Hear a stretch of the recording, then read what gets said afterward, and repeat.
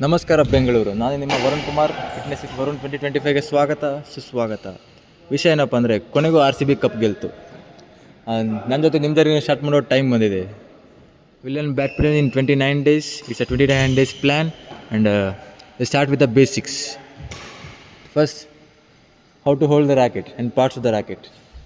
This is the main grip, body, and this what you see is the frame of the racket, and where you see the strings is the face of the racket. Give me a shake hand, Prapti. Keep your index finger like this.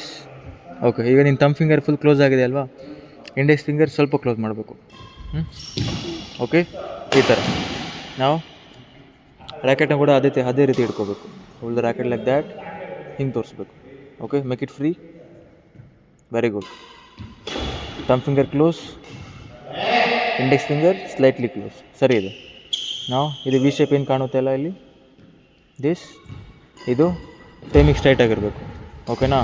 And ಈ ತಿಕ್ part ಏನಿದೆ ಅದು ನಿಮ್ಮದು ಕೈಯಲ್ಲಿರೋ ಪಾಮಲ್ಲಿರೋ ತಿಕ್ ಪಾರ್ಟ್ಗೆ touch ಆಗ್ತಿರ್ಬೇಕು. Okay, ಇದು 4 hand grip.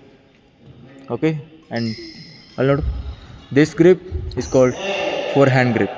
Okay, ಅವ್ರ bottom 4 hand grip.